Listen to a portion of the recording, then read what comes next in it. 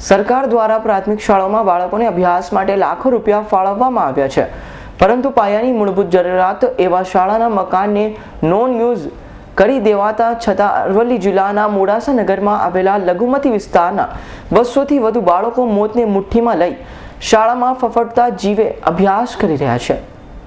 અરવલ્લી જિલ્લાના મોડાસા તાલુકામાં કેટલીક શાળાઓ છેલ્લા 3 વર્ષથી નોન યુઝ કરી દેવાઈ હોવાના સર્ટિફિકેટ જવાબદાર અધિકારીઓ દ્વારા આપવામાં આવ્યા છે।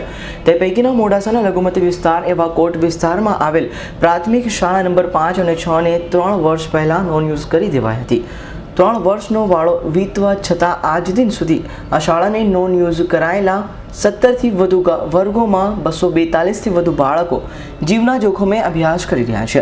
આ શાળાને નોન યુઝ કરી દેવાયા બાદ દર 3 મહિને એસએમસી સભ્યોની મીટિંગમાં ઠરાવ કરી જવાબદાર વહીવટી તંત્રને આ શાળાનું દુરસ્તીકરણ કરવા લેખિતમાં જાણ કરાઈ છે।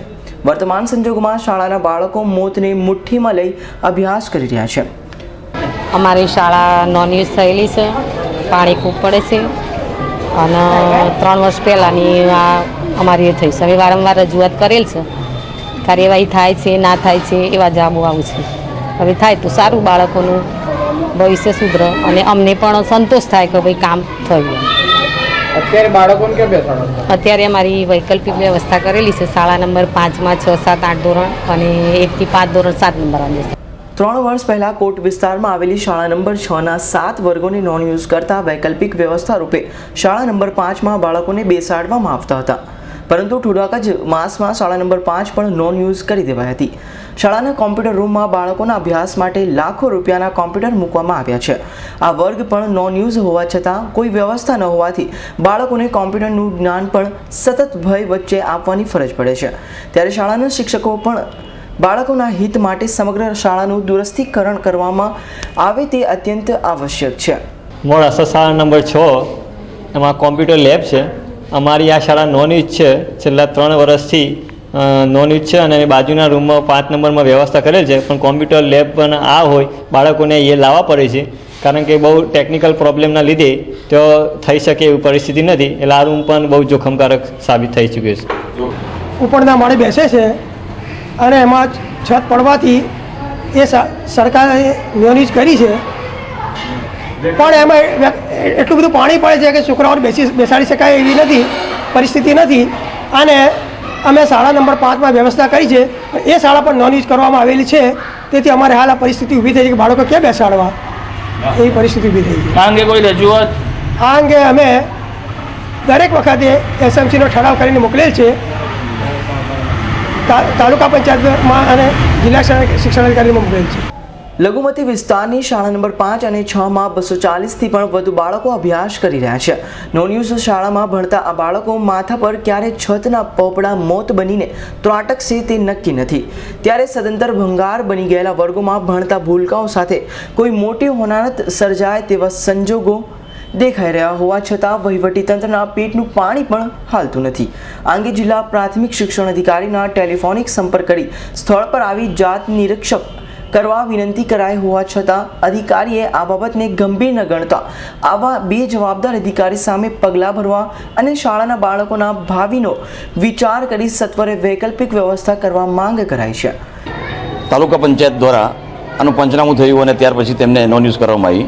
દર 3 મહિને આ શાળાઓ પોતાનો પ્રોગ્રેસિવ રિપોર્ટ જે મોકલે છે તેમાં બિનઉપયોગી બિલ્ડિંગ છે એવું લખે છે।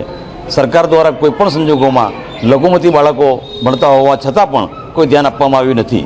છેલ્લા 3 દિવસથી મોડાસામાં ધોધમાર વરસાદ જે પડ્યો અને આ ધોધમાર વરસાદના અંદર શાળા નંબર 6 અને શાળા નંબર 7માં જે હાલત છે, શાળા નંબર 5 અને શાળા નંબર 6 જે હાલત છે એ ગંભીર છે। આપ જોઈ શકો છો અને આપે જે રૂબરૂ મુલાકાત લીધી છે, આ શાળાને તાકીદે કોઈપણ કાર્યક્રમ નહીં આપવામાં આવે અથવા તો કોઈ યોજના હેઠળ આ બિલ્ડિંગ બનાવવામાં નહીં આવે તો બહુ મોટી હોનારત થવાની શક્યતાઓ છે અને બાળકોના અસ્તિત્વ સામે પણ ખતરો ઊભો થયો છે। આજે આ મુલાકાત મેં લીધી પછી મુલાકાત લીધા પછી મેં અરવલ્લી જિલ્લા શિક્ષણ અધિકારી ઝાલા સાહેબને રિંગ કરી તેમની સાથે વાર્તાલાપ કર્યો। તેમ છતાં તેમના પ્રતિનિધિઓ અહીંયા સ્થળ પર આવ્યા છે, પરંતુ ઝાલા સાહેબને આ બિલ્ડિંગની મુલાકાત લેવાનો પણ સમય નથી, તો હું માનું છું કે સરકારે આવા અધિકારી સામે પણ શિક્ષાત્મક પગલાં લેવા જોઈએ. નહીં તો હું માનું છું લઘુમતી બાળકોને સામે અન્યાય અને ખતરો જાનનો જોખમ ઊભો થયો છે તેવી અમારી લાગણી વ્યક્ત કરીએ છીએ. ન છૂટકે અમારે આ અંગે આગળ ધપવાની પણ જરૂર પડશે એવું લાગી રહ્યું છે. શાળાની વર્તમાન પરિસ્થિતિ બાબતે મોડા પણ કુંભકર્ણની નિંદ્રામાંથી જાગેલા વહીવટીતંત્રના અધિકારીએ આ બાબતે નજીકના દિવસોમાં જ નોન યુઝ શાળાનું સંપૂર્ણ નવીનીકરણ કરવું કે મરામત કરવી તેનો નિર્ણય લઈ કામકાજ શરૂ કરવાની વાત ઉછાળી હતી. સતત ભયના ઓથાર હેઠળ કોટ વિસ્તારની પ્રાથમિક શાળા 5 અને 6ના 240થી વધુ બાળકો અભ્યાસ કરી રહ્યા છે. પરંતુ 3 વર્ષથી નોન યુઝ કરાયેલી આ શાળાના વર્ગોનું દુરસ્તીકરણ કરાવવા કોઈ જ પગલાં તંત્ર દ્વારા ન લેવાતા આગામી દિવસોમાં વાલીઓ પણ પોતાના વહાલ સોયાને આ શાળામાંથી અન્ય શાળામાં અભ્યાસ અર્થે ખસેડે તો નવાઈ ન કહેવાય. ત્યારે આ મામલે પ્રાથમિક શિક્ષણના મૂળભૂત અધિકાર સમાન વર્ગખંડો ક્યારે મળશે તે જોવું રહ્યું. અલ્પેશ રાઠોડનો રિપોર્ટ, S9 ન્યૂઝ, અરવલ્લી.